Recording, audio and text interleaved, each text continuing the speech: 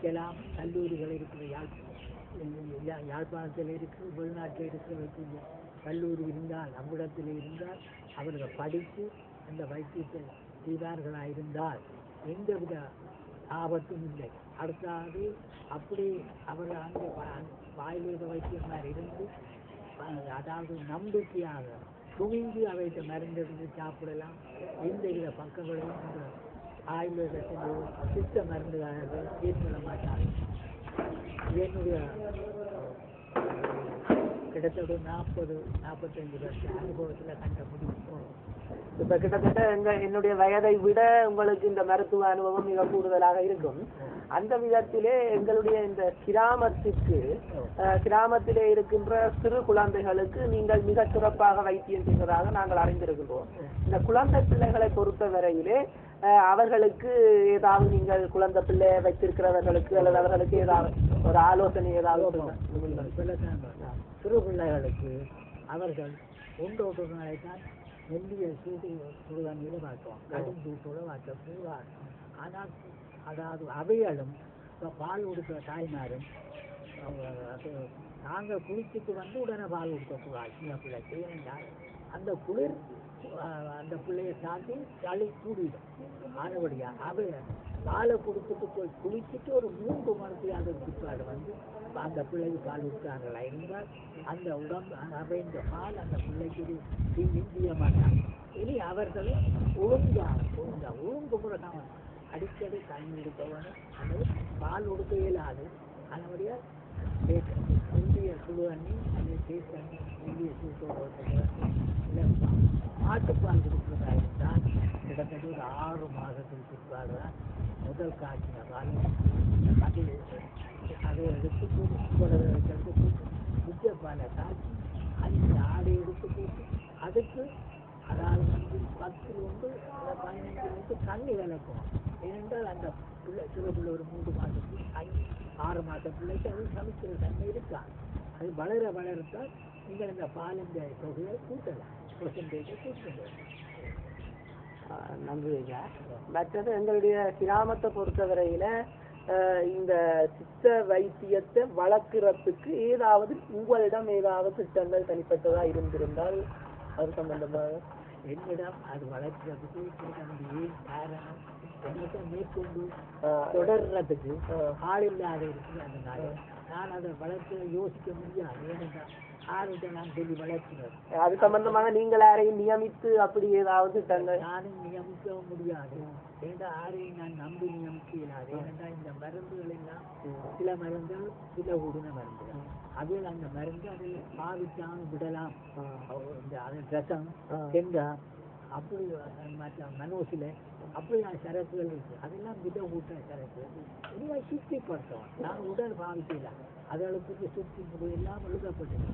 அந்த சுத்தி முறையின்படி அதை செய்து சுத்தி பண்ணிட்டால் மருந்துல சேர்த்தோம். இல்லாட்டி அதை இந்த வாய் மரபெல்லாம் அமைச்சிடும். அதுபடி நாங்கள் யாரையும் நம்பி செய்யலாம். நான் செய்யலாம், மற்றவர்களை நம்பி நான் சொல்லி செய்யலாம். அதுதான் எனக்கு ஏன்னா என்னுடைய அனுபவத்தில் கண்டிருக்கிறேன். மற்றவருக்கு மருந்து வேண்டிட்டு பிள்ளைகள் நேர்ந்திருக்கு. ஆனபடியால் நாங்கள் கவனமாக வைத்தியம் உயிரோடு ஒரு கூறார்கள் ஆனபடி கொஞ்சம் கவனமாக எனக்கு கவனம் பண்ணுறது ஒரு எண்ணம். எங்களுடைய கிராமத்தை பொறுத்தவரையில எந்த நேரமாயிருந்தாலும் அர்த்த சாமமாயிருந்தாலும் எங்களுடைய மக்கள் உங்களை தேடி வருகிறார்கள். ஆகவே உங்களுக்கு அந்த சேவையை நீங்கள் எங்களுடைய கிராமத்துக்கு மேலும் வழங்குறதுக்கு உங்களுக்கு நீண்ட ஆயுளை விசவத்தனை வேலவன் வழங்க வேண்டும் என்று பிரார்த்தித்து இந்த நிகழ்விலே பங்கு பற்றியமைக்கு நன்றியை கூறி விடைபெறுகின்றோம். என்ன கூப்பிட்டது உங்களுக்கு மிகவும் நன்றியை கூறி வேலவனுக்கும் நன்றியை கூறுகின்றோம். நன்றி, வணக்கம். என்னென்னால் நாங்கள் எங்களோட பண்ணாளம் கிராமத்தில் ஒவ்வொரு தொகை சார்ந்த விடயங்கள்ல முதன்மையாக இருக்கிறார்களுடைய தகவல்களை வந்து நாங்கள் இப்போ கிடைக்கிற ஒரு கால பதிவுகள் இருக்கிற விஷயத்துக்குள்ள இப்போ நாங்கள் உங்களை அழைச்சிக்கிறதுக்காக உங்களை வந்து நாங்கள் இங்கே அழைச்சிருக்கிறோம். அதில் இப்போ உங்களோட துறை அனுபவங்களையும் நீங்கள் எங்களை கிராமத்தில் பிறந்து வளர்ந்த நீங்கள் எங்களோட கிராமத்திலேயே நீங்கள் திருமணம் செய்து எங்களோட கிராமத்திலேயே வாழ்ந்து கொண்டிருக்கிறீர்கள். எங்களுடைய கிராமத்தில் நீண்ட வரலாற்றை அறிந்திருக்கிறீர்கள். உங்கள்கிட்ட சில விஷயங்களை அறிவதற்காக எதிர்காலத்தில் எமது சந்ததி எங்களை வரலாறுகளை அதோட வந்து அறிந்து கொள்ளக்கூடியதாக இருக்கும் என்பது தலைவருடைய அபிப்பிராயம். அதுக்கு அமைவாகத்தான் இதை நாங்கள் ஒழுங்குபடுத்துகின்றோம். அந்த வகையில் நீங்கள் பிறந்து உங்களோட இளமக்கால கல்வியை கற்று இந்த சமூகத்தில் ஒரு முதலில் ஒரு தொழில்சார் நிபுணராக வந்திருக்கிறீர்கள். அந்த தொழில்சார் நிபுணத்துவத்தை அடைவதற்கு நீங்கள் உழைத்த அந்த வரலாற்று பற்றிருக்க மாட்டோம். 12ஆம் தான் ஆரம்ப கல்வியை கற்றுக் கொண்டிருந்தேன். அதன் பிறகு உலக பரிசில் பரீட்சை சித்தி அடைந்து நெல்லியடி மத்தியமான வித்தியாலயத்தில் அட்வான்ஸ் லெவல் வரையும் கல்வி கற்றேன். அங்கே மெடிசின் சோதனை எடுத்து அதில் தகுதி பெற முடியாமல் திரும்ப நான் கந்தவர கல்லூரியிலும் சில காலம் கல்வி கற்றேன்.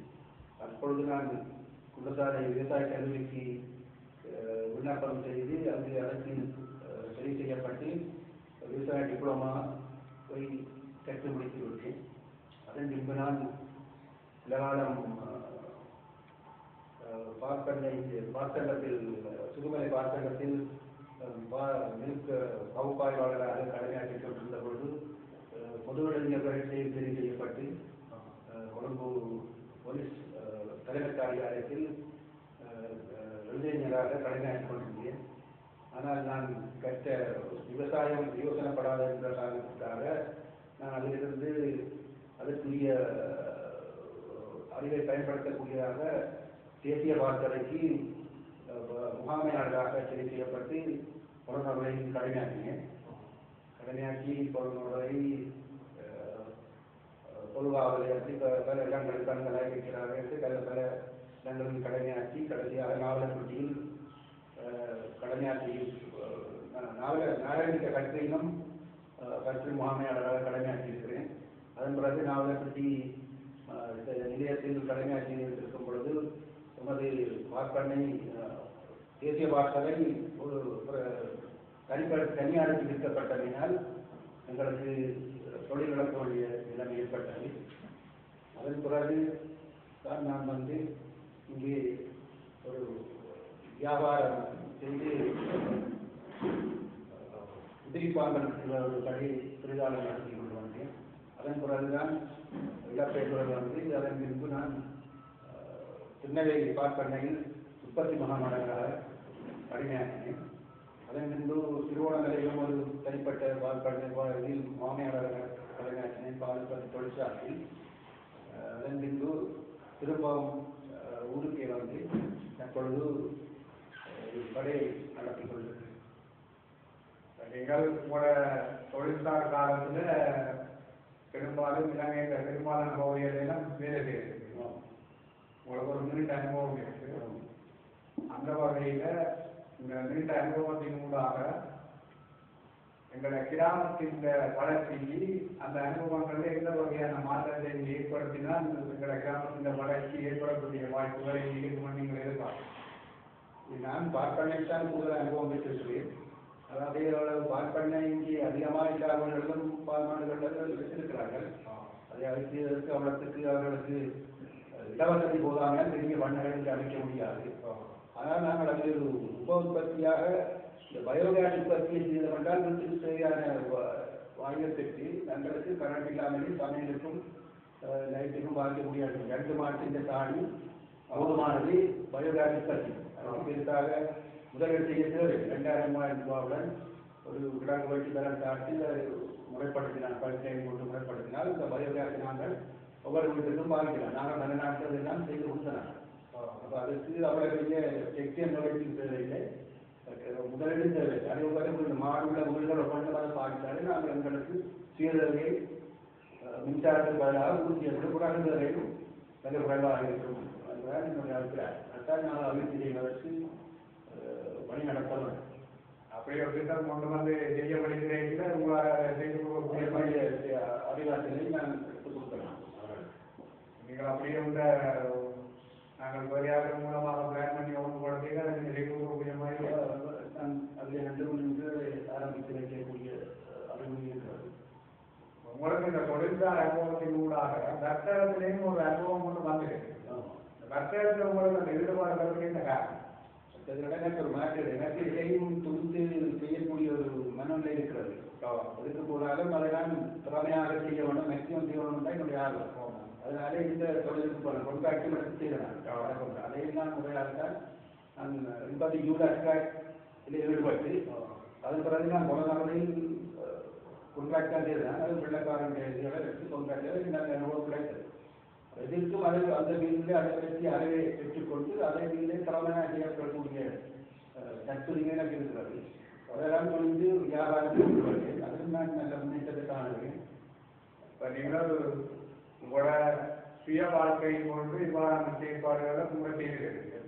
அதை விட நீங்கள் எங்கள் கிராமத்தின் முன்னணி அமைப்புகளில் எல்லாம் ஒரு தலைவராகவோ செயலாளராகவோ நான் இருந்திருக்கிறேன், எப்போது இருக்கிறேன். அந்த வகையில இந்த கிராமத்தினுடைய வளர்ச்சிக்கு என்ன செய்யலாம்னு சொல்லி நீங்கள் எதிர்பார்க்கிறேன். கிராமத்தில் எனக்கு உண்மையிலே மனிதர்கள் எடுத்தால் அதை சில நிறுவனங்கள் எழுதி கொடுத்திருக்கிறேன். எங்களது இந்த விசாரத்தனை தோற்ற சூழல் அந்த நீரெல்லாம் உபநீராக மாறிக்கொண்டிருக்கிறது. அதுக்கு நாங்கள் வெளியில் திட்டம் வந்து மழை நிலத்தடி நீரை சேமிக்க வேண்டும். அதுக்கு நாங்கள் இப்போ நான் அண்ணோட மாணவர்களுக்கு சர்வே டிபார்ட்மெண்ட் மூலம் லெவலிங்கை செய்து திட்டத்தில் 5-6 தரப்பு நிலத்தை வாங்கிட மாட்டோம். அதிலே நாங்கள் மழை எங்களுக்கு உண்மையாக ஒரு வருஷம் பெய்த மழை நீர் எங்களுடைய கிராமத்திற்கு தேவையான அளவில் இருக்கிறது. ஆனால் நாங்கள் இப்போ அந்த நிலத்தை சேமிக்காமல் ஓடுறபடியால் 6 மாதத்தில் எங்கள் கிணறெல்லாம் மத்தி தோட்டம் வருகிறது. வீட்டு கிராமத்துக்கு தண்ணிகளை மாறிக்கொண்டு போகிறோம். இதுக்கு வெளியே மாதிரி திட்டம் வந்து நிலத்தடி நீர் நாம் சேமிக்க வரும். அச்சிலே ஒரு நல்ல நீரோட்டத்தை பார்த்து எங்களுடைய சென்றான நிலத்தை எடுத்து விசாரத்தினை வயலுக்கு 2-3-5 வளர்க்க வாங்க. இந்த போற நீர் கொண்டு அதில் சேர்த்து சேர்த்தம் என்றார். அந்த வருடம் பூராவும் தேவையான நீர் நல்ல நீராக கிணற்று நீரோட மாறி தோட்டத்தை நாங்கள் உற்சாகப்படுத்தலாம். அப்போ நாங்கள் தண்ணீருக்கு ஓடி திரிய வேண்டிய அவசியம் இல்லை. நாங்கள் இருக்கிற வேறு கிராமங்கள் தான் தண்ணி நல்ல தண்ணிக்கு ஓடி திரியலாம். அது ஒரு அவ்வளோ பெரிய ஒரு தொகை வராது. 10 லட்சம் திட்டத்தில் நான் இருக்கிறேன். அந்த 10 லட்சம் திட்டத்தை ஏற்படுத்தினோம் என்றால் எங்களுக்கு பெறவிலைக்கு நல்ல நீர் கிடைத்து கொண்டு இருக்கும். நாங்கள் முன்னாக அந்த நீரை உள்ளவருக்கு கொண்டு பார்த்து கொண்டு இருக்கிறோம். சரி, நாங்கள் எங்களை மக்கள் விவசாயம் தன்மையான தொழிலாளர்கள் அந்த விளையாடம் உங்களுக்கு பெறவிலைக்கே விடுதலாக இருக்கும். அந்த சரியாக கிடக்கிற காணியவனுக்கு செய்ய பண்ணக்கூடியதாக இருக்கும். 12 மாதமும் செய்யக்கூடிய நீர்நிலை இல்லாத ஆகஸ்ட் மாதத்துக்கு பிறகு தோட்டம் செய்யாமல் விடுகிறார்கள். அதே நேரம் நீங்கள் அந்த காலங்களில் இணக்க சபையில் வந்து ஒரு நீதி வழியாக தெரிவு செய்யப்பட்டிருக்கிறீர்கள் சொல்லி நாங்கள் அறிவிக்கிறோம். எல்லாரும் அது சம்பந்தமாக அறிவிச்சிருக்கிறோம். அந்த வகையில் உங்களுக்கு அந்த சான்றிதழ் கிடையாது. அது இங்கே கிராம உத்தியோகத்தின் மூலமாக நான் அவர்களுக்கு அறிவிக்கப்பட்டு அவர்கள் எனது குவாலிஃபிகேஷன் இதை பார்த்து செலக்ட் பண்ணி பிறகு ட்ரைனிங் தந்தார்கள். அவர்களுமே ட்ரைனிங் முடிந்த பிறகு பரீட்சையும் வைத்தார்கள். அந்த பரீட்சையிலும் நான் திறமையாக செய்தபடியால் என்னை தெரிவு செய்து இப்பொழுது நான் 3 மாதமாக இணக்க சபையிலே கடமையாகிறேன். எங்களை ஊர் சார்ந்தார்கள் நீங்கள் நீண்ட காலமாக எங்கள் ஊழியர்கள் அங்கே இருக்கவில்லை. அந்த இடத்தை பூர்த்தி செய்வதற்கு என்னைத்தான் இருக்கிறார். உங்களுக்கு சந்தோஷமாக உங்களுக்கு அந்தங்களுக்கு ஒரு மன திருப்தி இருக்கிறது. எங்களால் இருக்கக்கூடிய ஒரு பிரச்சனைகளை தீர்த்து வைத்து மிகவும் இனவில்லாத முறையிலே பாடகட்டமாக எங்கள் ஊரில் யாராவது நினைக்கிறதுக்கான முயற்சிகளை நீங்கள் செய்கிறீங்க. அது வேகன்சி இருந்தால் அடுத்த முயற்சியாக செய்யலாம். கிராமங்கள் மூலம் தான் அது செய்யலாம். செய்கிறதுக்கான ஆளை தயார்படுத்தினாங்க முக்கியமாக உங்களால் இப்போதைக்கு அந்த எண்ணம் மேற்கொண்டு நீங்கள் இந்த வெளிநாட்டவர் நமது ஊரில் வெளிநாட்டில் ஏராளமான போய் வாழ்ந்து வந்துருக்கீங்க.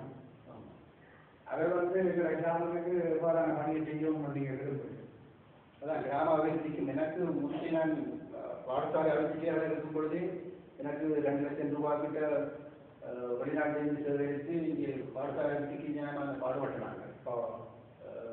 அதே போல இப்பவும் அவர்கள் பாடசாலை தான் எனக்கு முக்கியமாக பாடசாலை சரியாக இருந்தால்